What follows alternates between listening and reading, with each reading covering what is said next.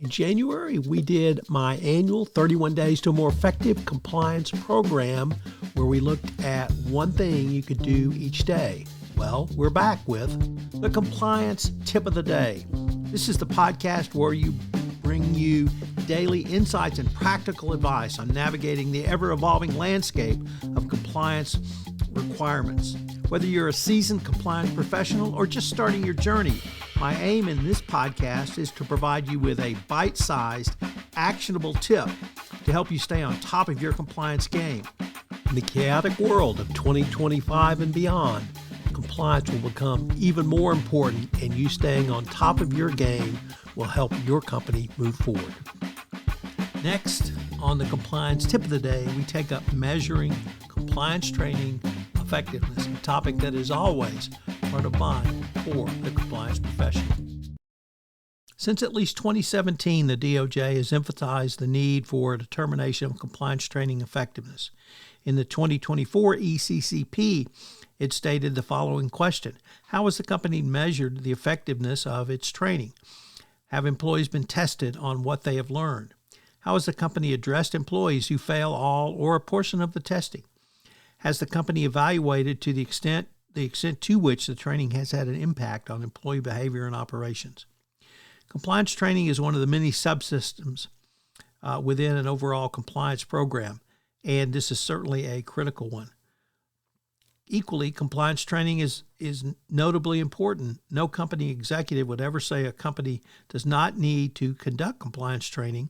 However, compliance training, once again, is just a part of the program. It's not the entire program. A good compliance training program provides clarity to employees on how they are to behave in their daily jobs.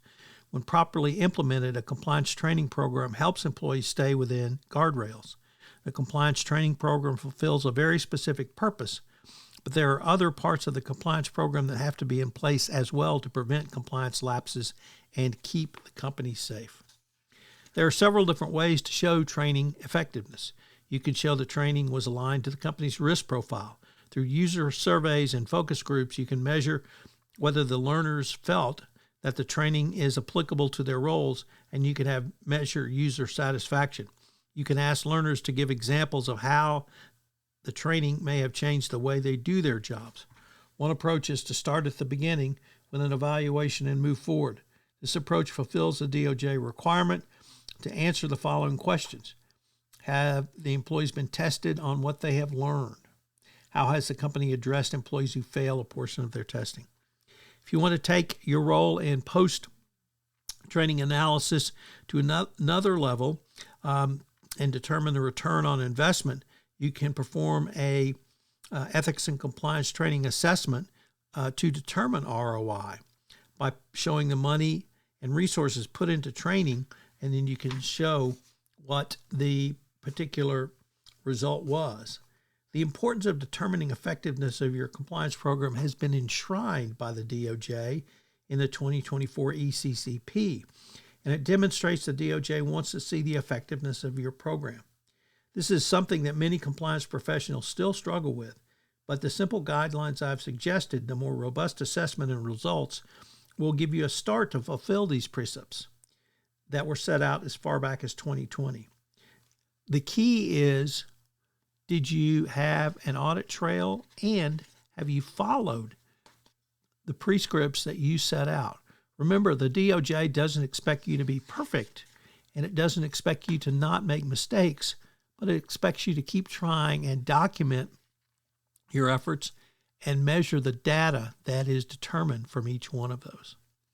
So what are today's 3 key takeaways? Number 1, you must demonstrate that you have measured the effectiveness of your compliance program.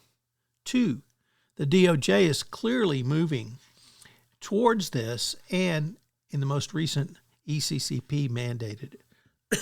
3, you should be moving towards a model of demonstrating compliance training ROI to fully validate operationalization of your compliance training on a go-forward basis. If you engage in 3s in an audible format, I think it will go a long way for you in determining showing effectiveness.